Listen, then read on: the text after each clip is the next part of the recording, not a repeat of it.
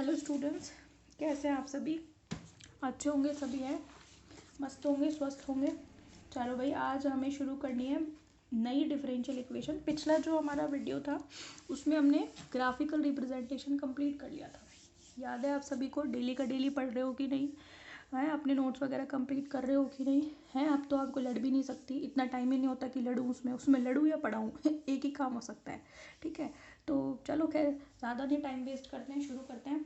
Basal differential equation जो second हमारी, हम स्पेशल फंक्शंस में पढ़ रहे हैं। स्पेशल फंक्शन में हम लेजेंडरी डिफरेंशियल इक्वेशन को पढ़ चुके हैं इन डिटेल सब चीज़ें। ठीक है, इंपॉर्टेंट और लेस इंपॉर्टेंट चीज़ें जो है वो भी मैंने बता दिया उसमें। अब आपका जो है नेक्स्ट वो है बेसल डिफरेंशियल इक्वेशन।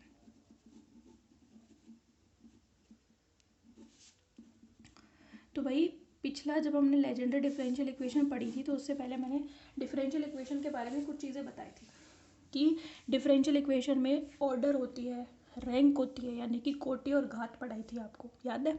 याद है या भूल गए? एक दिन का पढ़ते हो, पिछले दिन का भूल जाते हो।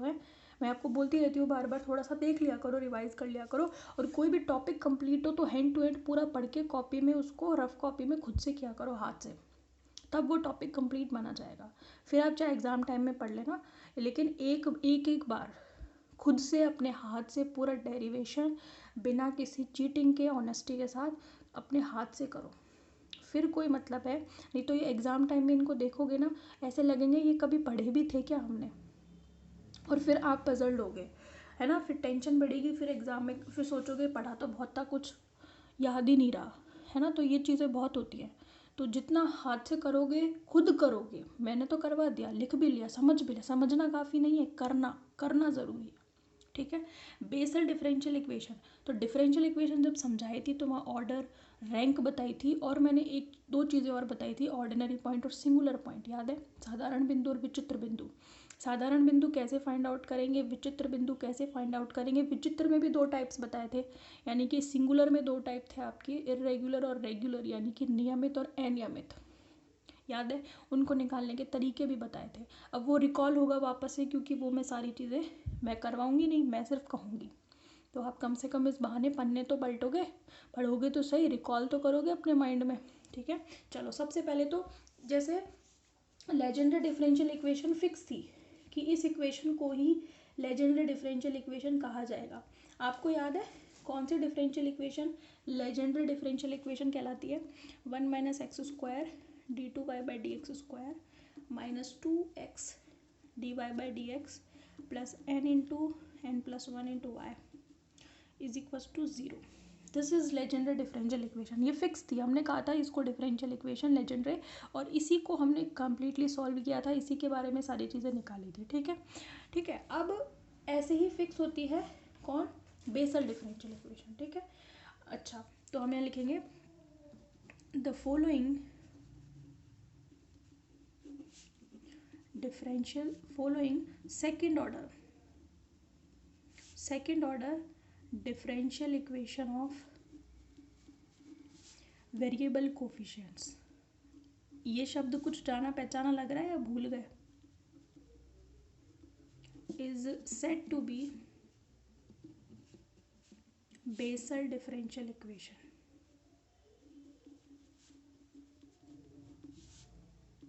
बेसल साइंटिस्ट का नाम है, फिजिसिस्ट है। ठीक है भाई, कौन सी? सेकेंड। अच्छा, इसमें वेरिएबल कोफिशिएंट का क्या मतलब है? चर गुणांकों वाली। आपको याद है ये जो गुणांक इसके जिसके साथ मल्टीप्लाई है डेरिवेटिव्स के साथ, वो वेरिएबल, कांस्टेंट नहीं है, वेरिएबल है। क्योंकि एक डिफरेंशियल इक्वेशन वो भी होती है जिसमें ये कोफिशिएंट्स जो है कांस्टेंट होते हैं, लेकिन इसमें वेरिएबल है क्योंकि ये एक्स के फंक्शन है, और एक्स की वैल्यू तो आर्बिट्रेरी होती है, आप मर्जी से कुछ भी ले सकते हो, तो वो चेंज हो सकती है। तो जो चेंज हो सकती है वो वेरिएबल, जो नहीं हो सकती वो कॉन्स्टेंट। ठीक है, तो कौन सी इक्वेशन होती है? x² d2y/dx² plus x y' plus x² minus n² into y is equal to 0। This is Bessel differential equation. ठीक है, इसको हम ऐसे भी लिख सकते हैं, x² y" plus xy' plus x² minus n² y is equal to 0। Understood? ठीक है, इतना तो पता है। ठीक है, अब यहाँ पर व्हाट P0x कितना है, P1x कितना है, P2x कितना है, एन क्या है, यहाँ पे आप लिख देना where small n is equals to constant. Small n क्या है, कांस्टेंट। तो ये आपकी जो है ये क्या है, सेकेंड ऑर्डर की बेसल डिफरेंशियल इक्वेशन। ये एन किसको बता रहा है, एन कांस्टेंट को बता रहा है। यहाँ पे इस इक्वेशन का जो सॉल्यूशन आता है यानी कि हल आता है वो कहलाता है एन कोटि का बेसल फंक्शन। जो हम जैसे हमने लेजेंड्रे में निकाला था तो वो एन कोटि का हल आया था, उसको हमने लेजेंड्रे बहुपद बोला था, है ना, पी एन एक्स। तो वो एन कोटि का ही तो था, nth ऑर्डर ही तो था। यहाँ पे भी मिलेगा हमें ऐसे ही एक सॉल्यूशन, वो कहलाएगा nth order solution of Bessel equation, जिसको हम कैपिटल जे से शो करेंगे और उसको बोलेंगे जे एन एक्स। ठीक है, तो ये भी ध्यान रखना है, इससे भी पता चल जाता है कि डिफरेंशियल इक्वेशन कौन सी है। ठीक है, अच्छा अब यहाँ पे पी जीरो एक्स कितना है, एक्स स्क्वायर है, एक्स का फंक्शन है। पी वन एक्स कितना है, एक्स है। और पी टू एक्स कितना है, this is also function of x. जबकि पिछले उसमें ये कांस्टेंट था लेकिन इसमें एक्स का फंक्शन है। समझ में आ गई। अच्छा, to find singular point, for singular point यानी कि विचित्र बिंदु निकालने के लिए आप क्या करते हो, ये एक्सप्रेशन जीरो होना चाहिए, यानी कि x square is equal to zero. This means x is equal to zero is a singular point, right और नॉट, राइट। ठीक है, ये सिंगुलर पॉइंट है। याद है आपको जब हमने लेजेंडरी डिफरेंशियल इक्वेशन सॉल्व की थी तो वहाँ पे जो मुझे मिला था सिंगुलर पॉइंट वो x is equal two plus minus one मिला था और ऑर्डिनरी पॉइंट जीरो था। मैंने आपसे एक बात बोली थी पिछले उसमें, यानी कि लेजेंडरी डिफरेंशियल इक्वेशन कराई थी उस टाइम पे कि जब भी जो मतलब x is equal to zero बिंदु जो भी होगा, चाहे वो ऑर्डिनरी हो चाहे वो सिंगुलर पॉइंट हो, उसी के लिए हम पावर सीरीज लिखते हैं, मतलब सॉल्यूशन उसी के नेबरहुड में करते हैं। याद है आपको, मैंने बोला था यहाँ पे हमें विचित्र बिंदु मिला था एक्स बराबर प्लस माइनस वन, लेकिन जो जीरो था वो कैसा था, ऑर्डिनरी पॉइंट। तो हमने इस इक्वेशन को सॉल्व किया था in the neighbourhood of x is equal to zero. याद है आपको, बाय पर्टिकुलर पावर सीरीज, है ना, एक पर्टिकुलर पावर सीरीज जहाँ मैंने आपको सिंगुलर और ordinary differential equations ordinary point कराए हैं, वहाँ पे मैंने आपको बताया है कि अगर x is equal to zero के नेबरहुड में करना है और अगर वो क्या है ऑर्डिनरी पॉइंट, तो उसके लिए पावर सीरीज़ क्या होगी, सिंगुलर पॉइंट के लिए पावर सीरीज़ क्या होगी, ये मैंने लिखवा रखी है। तो पिछले उसमें तो ऑर्डिनरी पॉइंट के नेबरहुड में क्या था, क्योंकि वहाँ x is equal to zero साधारण बिंदु था, लेकिन अब की बार x is equal to zero एक विचित्र बिंदु आया है। कैसा बिंदु आया है, सिंगुलर पॉइंट। तो फिर आप देखना आगे मैंने एक पावर सीरीज और लिखवाई है सिंगुलर पॉइंट के लिए। तो इस x is equal to zero के नेबरहुड में हम पावर सीरीज लिखेंगे और इस डिफरेंशियल इक्वेशन का हल निकालेंगे। मेरी बात समझ में आई आपको, ठीक है। चलो आपका काम क्या है, आपको ये पता लगाना है point x is equal to zero is regular singular point और irregular singular point.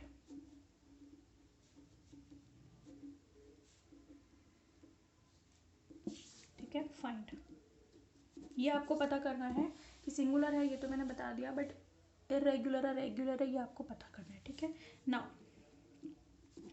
Since x is equal to zero is singular point, जब आपको पता चल जाए ना कि ये रेगुलर है या इरेगुलर है तो आप यहाँ पे लिख देना रेगुलर, रेगुलर आता है इरेगुलर आता है तो वही लिख देना यहाँ पे, यानी कि नियमित है या अनियमित है। चूँकि एक्स बराबर zero is a singular point, therefore we will find the solution of equation 1 in the neighborhood of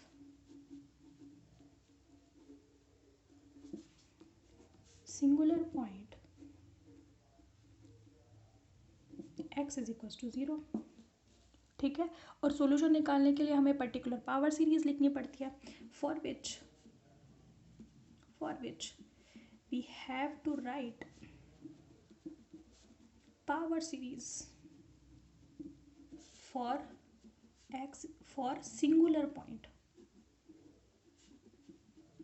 क्या थी पावर सीरीज, याद है पावर सीरीज क्या थी भाई, पावर सीरीज थी y is equals to summation r is equals to 0 to infinite A R x की power m plus R, जहाँ पर A naught is not equals to 0, A naught 0 नहीं है, ये कंडीशन होती है उसके लिए, बता दी थी मैंने, ठीक है।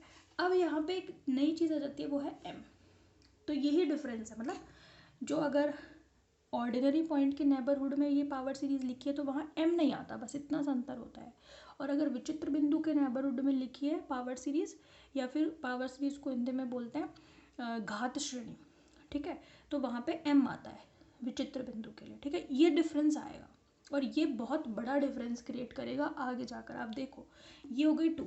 मुझे क्या करना है बेसिकली, मुझे y तो मिल गया, मुझे एक यही तो रखने होते हैं, तो मुझे क्या करना पड़ेगा, फर्स्ट डेरिवेटिव निकालना है, सेकंड डेरिवेटिव निकालना है, फिर जो भी इक्वेशन मिलेंगी मुझे कॉन्सिक्वेंटली सेकंड तो ये रही, थर्ड और फोर्थ और मैं यहाँ पे रख दूँगी, ठीक है। सेकंड, थर्ड और फोर्थ फर्स्ट में रख दूँगी, ठीक है। चलो थर्ड और फोर्थ तो निकालो पहले। Differentiate what, equation 2 with respect to x, क्योंकि x डैश है ना, तो x के रेस्पेक्ट में डिफरेंशिएशन एक बार करो। डिफरेंशिएशन किसका करना है, इसका करना है, y is equal to A are x की पावर एम प्लस, इसका तो होगा नहीं, इसी का होगा, कितना होगा, D Y by D X कितना आएगा, कितना आएगा, summation r is equal to 0 to infinite A R M plus R x की power M plus are minus 1। सही है, एक बार और करो, again differentiate y double dash D two Y by D x square is equal to कितना आएगा, एक बार और करो, r is equal to 0 to infinite A R M plus are minus 1 x की power M plus are minus 2। सही बात है, बिल्कुल सही बात है। ये हो गई थर्ड, ये हो गई fourth. Now put second, third and fourth into 1, ठीक है। यानी कि ये जो एक्स स्क्वायर है, ये जो इक्वेशन है हमारी, इसमें एक्स स्क्वायर के साथ वाई डबल डैश, एक्स के साथ वाई डैश और इसके साथ वाई रख देने हैं हमें, ठीक है। तो क्या आएगा, summation A R M plus are minus 1।